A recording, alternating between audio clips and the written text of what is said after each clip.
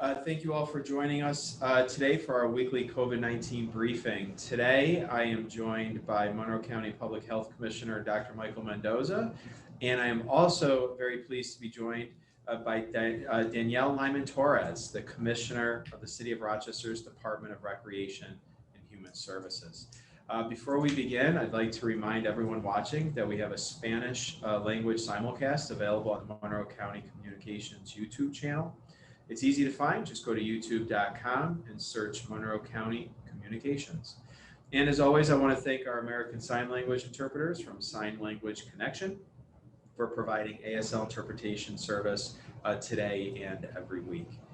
I'm going to have deviate a little bit from the normal. I'm going to have Dr. Mendoza is going to talk a little bit about our numbers when we get to his portion. But today, we have our guest, as I mentioned, is Dr. Danielle Lyman-Torres. She's the Commissioner of Recreation and Human Services for the City of Rochester, and she is joining me today to make a very exciting announcement as we continue to work to bring equity and fairness to our vaccination process.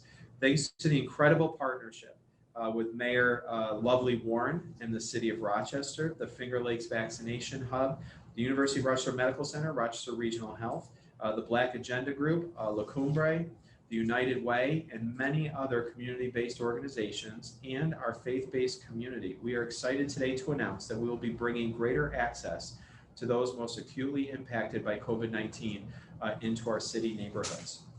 Early on in our vaccination efforts, we heard from many advocates and community members about populations within our community that are not best served by large vaccination sites, like the Rochester Riverside Convention Center or the Dome Arena. That if we really wanted to truly reach those communities, we need to bring our vaccination efforts into the neighborhood to be closer to people and where they live. And they are right. We're seeing the need for this additional vaccine strategy and the data that we're receiving from New York State. There are zip codes within the city of Rochester where the vaccination rate still trails the countywide average by as much as 10%. If our entire community is going to pull out of this pandemic, we cannot do it as business as usual and do it the same ineffective ways.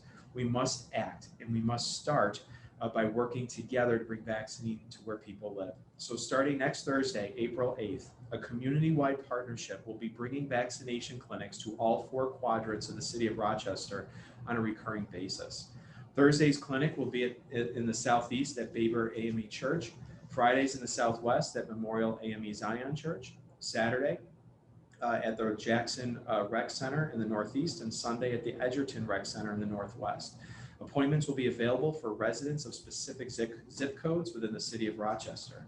We have enlisted the help of our community-based organizations, Ibero-American Action League, the United Way, Person-Centered Housing Strategies, Lifespan, Refugees Helping Refugees, and the Community Health Worker Association, who, along with the faith-based organizations hosting these clinics, will help schedule appointments and make this process accessible for the communities they serve.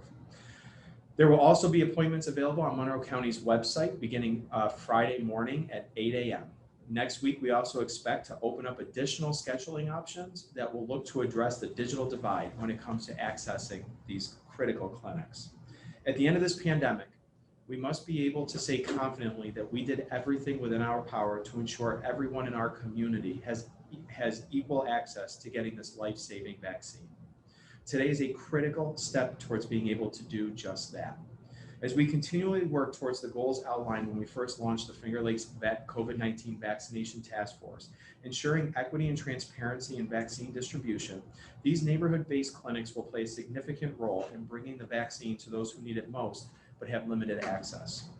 As we continue on this path towards herd immunity, we will continue to work with our vaccine task force and community partners to empower people to make the best decision for themselves and their families. And we will educate people about the importance of the vaccine and the role it plays in helping us put an end to this pandemic. Again, I want to thank my partner in government, Mayor Lovely Warren, who couldn't be here today, but I know this is important to her and her family as anyone else. And so Dr. Lyman-Torres, our partners in healthcare, community-based organizations, our faith-based organizations, and everyone else, I cannot thank you enough for coming together to make this a reality. And so I'm very pleased to be able to turn this over to Dr. Lyman Torres on behalf of Mayor lovely Warren to talk about just how critical getting access to this life-saving vaccine into neighborhoods and close to where people live, and how critical that will be to us ensuring that we get to the end of this pandemic and keep our populations healthy and safe. So Dr. Lyman Torres. Thank you so much. And it really is, you said it all, County Executive Bello, you really said it all in terms of this strategy being the cornerstone of what we want to do to make sure that there is equitable access to the vaccine in neighborhoods, in locations where people are accustomed to going. They can get there, they're familiar, they can walk there, they know that the people who are there know who they are, their language in many cases, and can really connect them, answer questions. They're trusted and familiar faces as well as locations. And that's very important as people navigate understanding the vaccine, understanding how they will interact with it, what choices to make around it, and to be informed in the decisions that they're making as they receive the vaccine. So it's just been a critical piece to be able to be located there. And we're so grateful for the partnerships that County Executive Bello has already listed, because these folks have been at the table from day one trying to figure out the best way to do this and the best way to make this happen, and have been working tirelessly to figure this out. And we do know that facilitated enrollment and support is important. We look forward to sharing information on that in the coming days, because it is important for us to make sure that people who can't access the internet to make appointments have the ability to get support with doing that. We will do that. And we will just continue our partnership with all of the ways that you can get appointments. And we really just want people to know that this is going to be a very easy way for them to get the vaccine. And we're grateful again for everyone's efforts, but we do have to continue the education. We have to continue the outreach, and we have to continue to support our circle with understanding the importance of the vaccine and how and where to get it. So thanks again, County Executive Bello and all of Monroe County for the support in putting this strategy together, which has been critical for reaching our population and our city residents who have been asking for connectivity. So we look forward to more information in the coming days. Thank you, Commissioner Lyman Torres. And one thing that I'm particularly proud of with this effort is that, as you go back to the beginning of the pandemic, of all the challenges that we face, no one organization or one person can solve all the different challenges and problems that we face. It really takes a collaboration, and it takes a lot of different community partners. And so that's what makes me so very proud of this effort, is to identify a challenge and a barrier to accessibility. And we've partnered with so many different organizations, the county, the city, the nonprofits, the community-based organizations, our faith community, to reach people where they live. And I'm just so proud to be able to be part of that and bringing people together to solve this problem. So thank you very much for being here for that. And now I'm going to also turn it over to Dr. Michael Mendoza for an update on the pandemic. Thank you, County Executive Bello. Today, I would like to offer some details on our progress now that the vaccine has been here in our community for 3 months, and as we look ahead to what I anticipate will be a more normal spring and summer.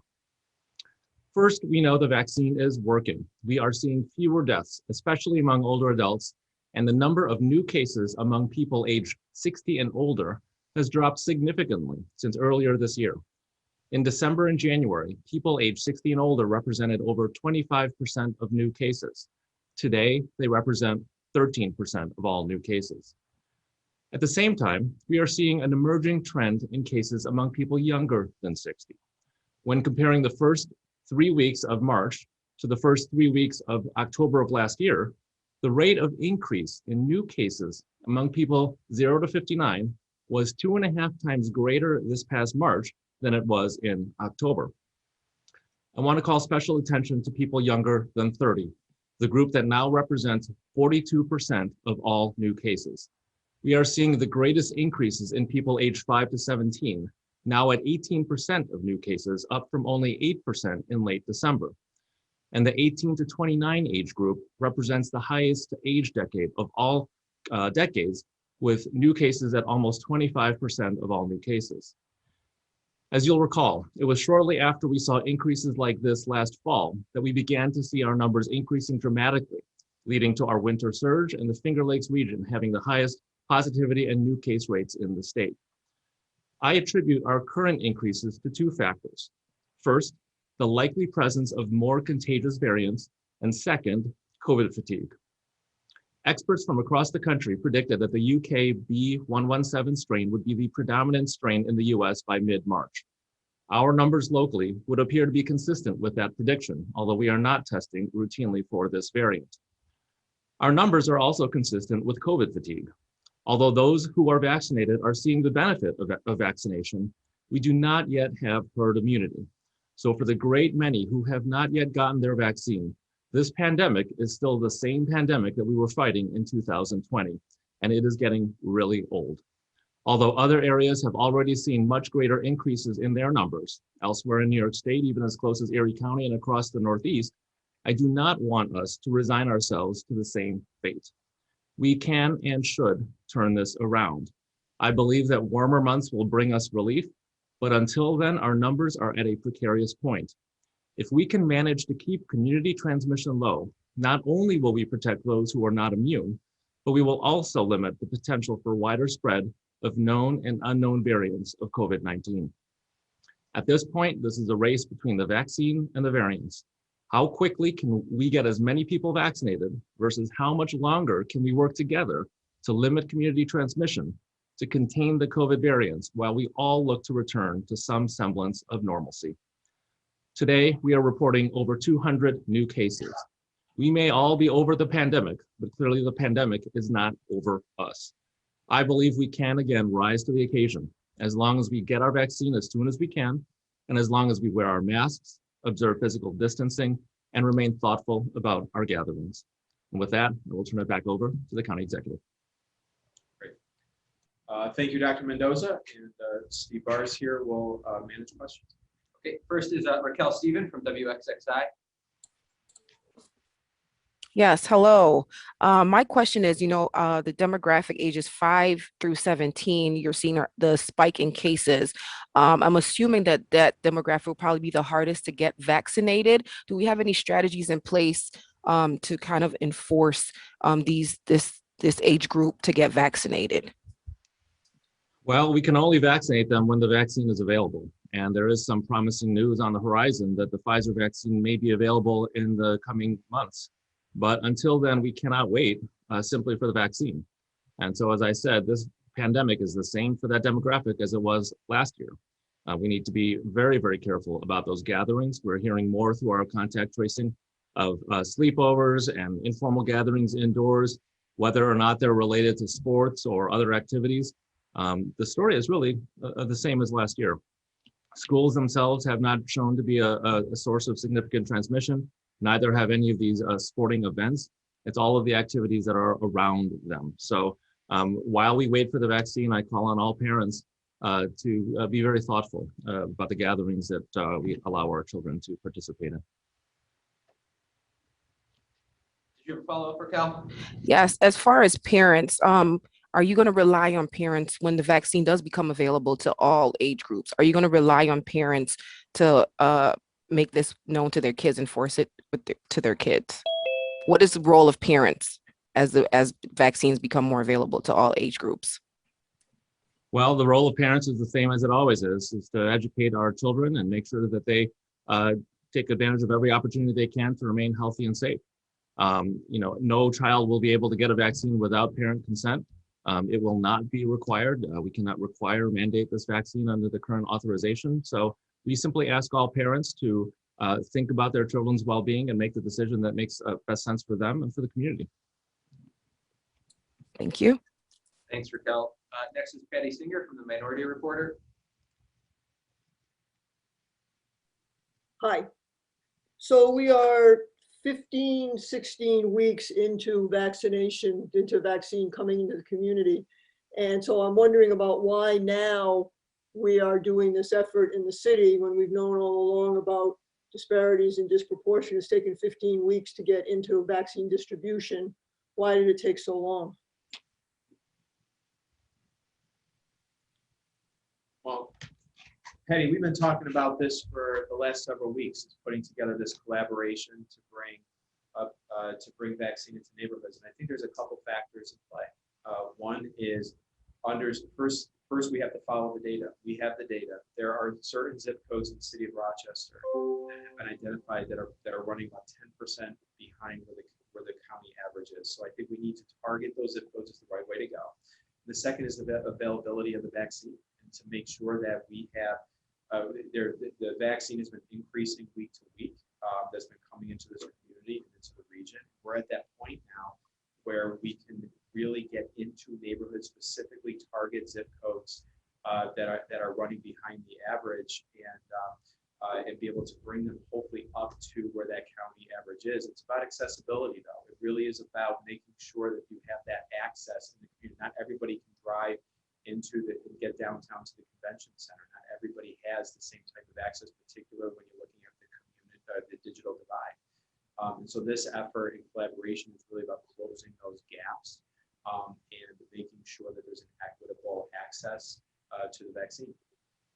Right, but I guess my question is, why is it taking 15 weeks to figure all this out when you've talked about it, since the beginning? People have criticized the state for not putting out demographic data. There still probably is a shortage of vaccine to take care of everybody who wants this. My question is just 15 weeks when at the very beginning we were talking about equity from the get-go here.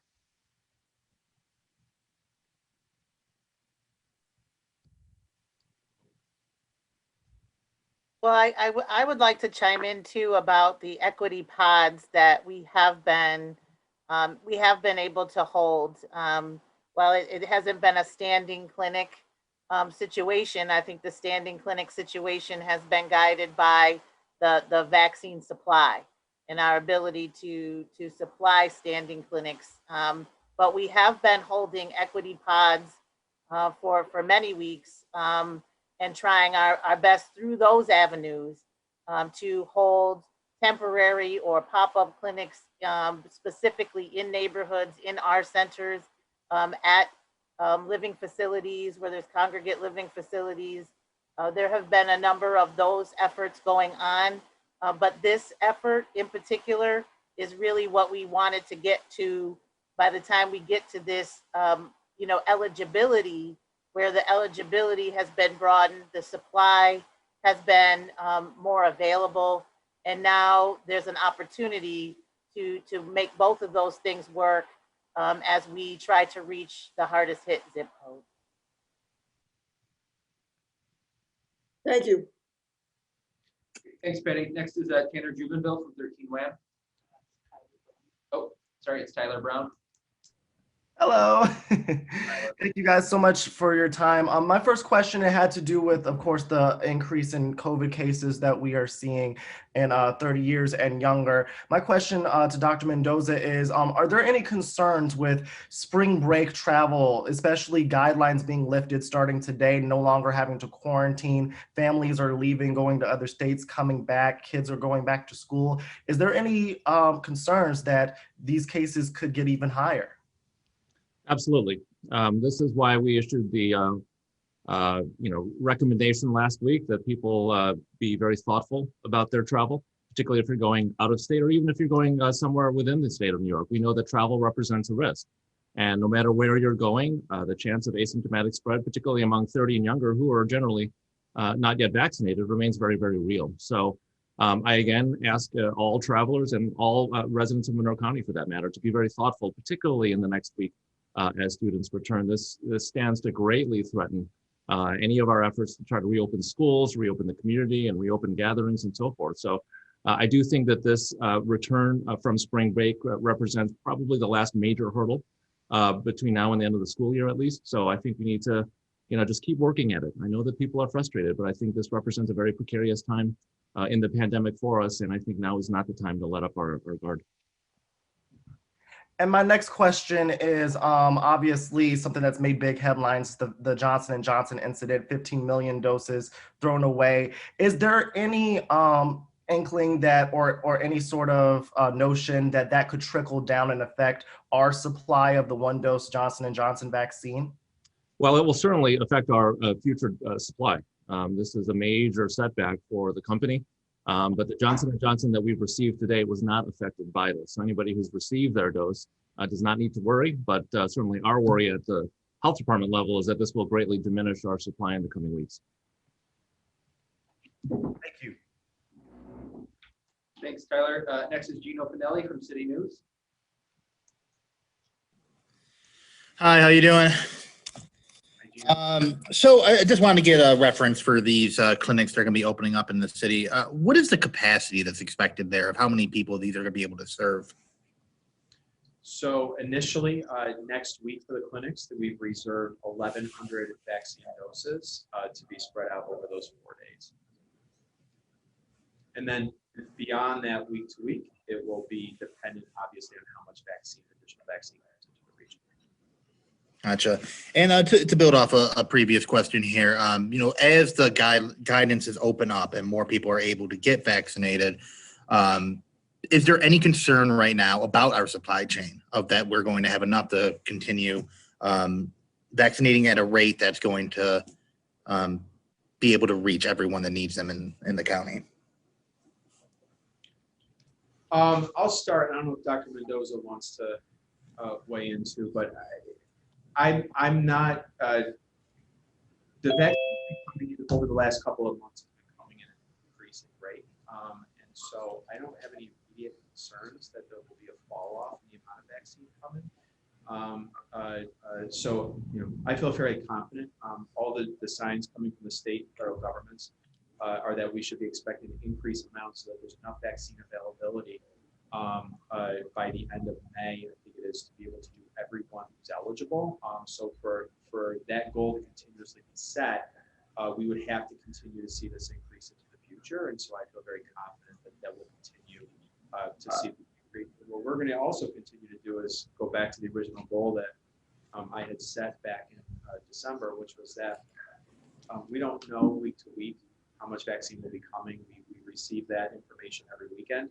And that's why it's particularly for the county health department, which is why that we schedule week to week. We can't really schedule too many weeks in advance because too much in advance because we don't find out until the weekend what we're going to get for that upcoming week. But we had set a goal to make sure that our distribution network here as a region exceeds the amount of vaccine here at all times so that we can continue to get it out the door within a week. So whenever the vaccine comes in, regardless of who it goes to, if it's to the county health department, the health systems, FQHCs, that there's enough distribution network to get it into an arm by the end of the week. Gotcha. And I'll just add that for the first time this week, we've been given a guarantee essentially from the state that we'll have a certain base allocation going forward for the next 3 weeks, and that's something that we hadn't seen until last weekend. So I think there are signs that point in the direction of a more stable supply, and so I think things are pointing in the right direction. We're certainly going to take things week by week because we have to, but I'm optimistic. Thank you. Next is Brian Sharp from the Rochester Democrat. Hey, I was wondering, Dr. Mendoza, if you could elaborate on what that guaranteed base allocation would be, and then the 1,100 doses for these clinics. I mean, the Hawkeye site was doing 7,000. Why not more? And will this how can 1,100 make a notable difference? Well, a number of things. Number one, the base allocation that we've been guaranteed, I think, is 4,000 per week. And we have asked for an additional 1,100 for these rotating pod sites in the city. But I would offer that, first of all, the impact of these pods is not just the vaccines that we're delivering, but it's also demonstrating our commitment to these communities and learning through the experience of conducting these pods so that we can expand them in the future. So I think our experience to date has always been, let's start off small, let's make sure we understand, let's succeed when we start. And then we expand based on that. But these vaccines are still very delicate. We're planning on using the Pfizer vaccine at these sites. This is not a vaccine that's very easily utilized in community settings, but we've had experience with this now. We're learning how to utilize it in settings that are outside of the clinical setting. So, this isn't simple. We are needing to pull together a lot of healthcare resources to do this safely. And we want to make sure that's the number one, concern is safety. So, we are starting off small, no doubt. But I think that if this goes well, we get a lot of people to come to these sites.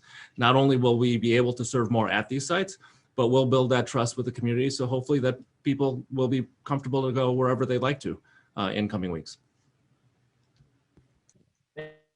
Thank you. And the other, I know you mentioned some uncertainty with what J&J is going to look like going forward, but I was wondering on that front, maybe that's the reason of why not using Johnson & Johnson on these sites. And if I may, I'll again sort of parlay a couple of questions in here, the possibility of addressing some kind of a mobile or door-to-door with shut-ins.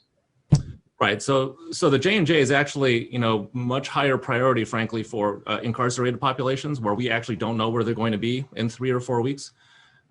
People who are leaving the hospital, discharges from the hospital where it's very hard to bring them back to the same site. There are populations where we want to prioritize the J&J. I understand that everybody wants it. It's the convenient one. It's the one dose one, but we still are at a point where the demand for J&J far outstrips supply. And so we still need to allocate it to where it makes the most sense. And our experience has been in the city or not. The Pfizer and the Moderna are very, very practical, but we'll reevaluate that as the supply for J&J hopefully opens up.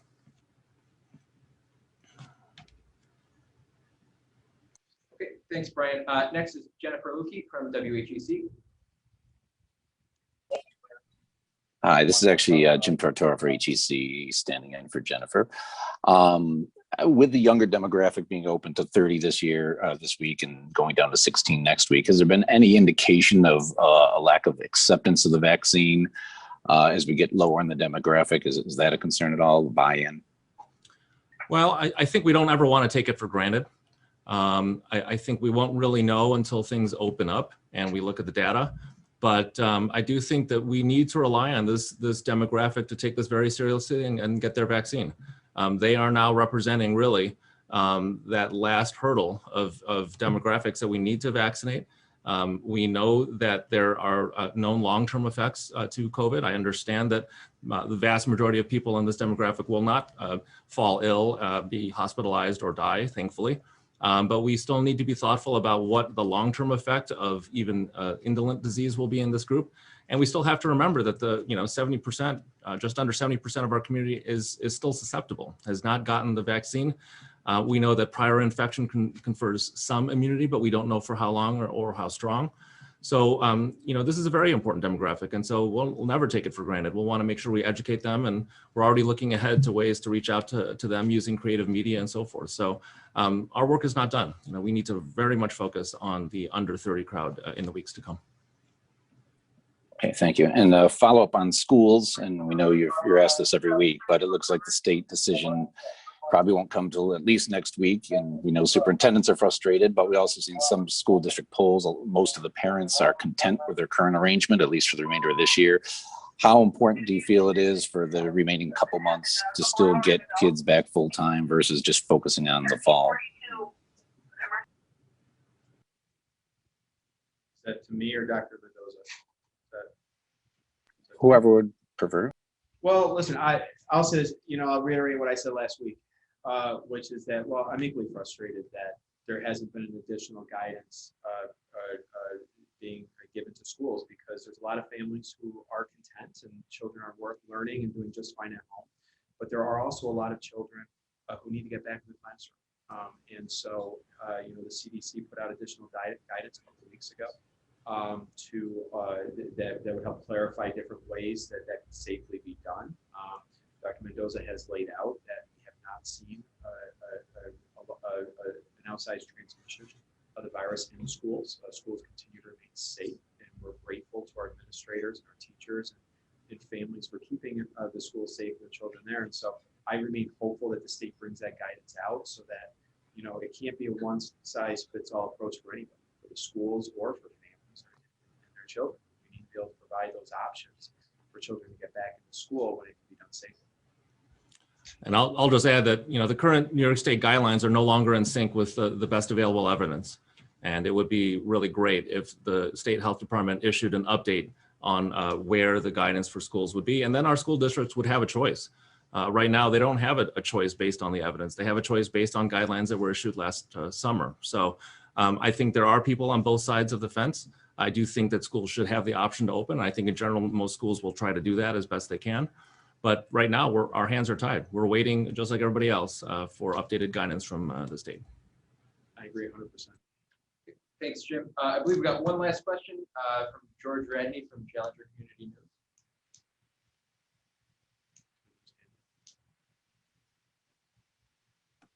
Yes, there we go. Dr. Mendoza, George Radney, Challenger Community News. My question is, do you see in the foreseeable future that people can just walk into these various sites, or including the pods locations, where they can show ID and then get registered and see that they haven't had neither one of the shots and get a shot on the spot? Or do you have to register, still continue to register 24 hours ahead of time?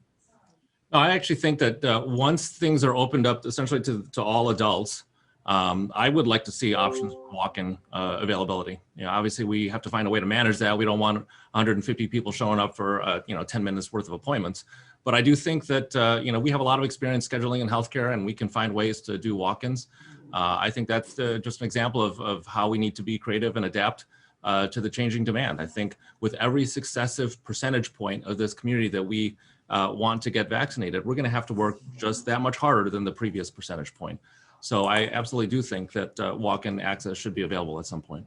Okay, and last question. Now, I have a lot of people here in the community that I run into that have computer issues. Even if some may not be as computer literate as you think people are, but is there an option where people could call a phone number and give their information over the phone and be able to get registered for, get an appointment over the phone via then trying to manipulate through the computer system due to maybe their lack of computer knowledge?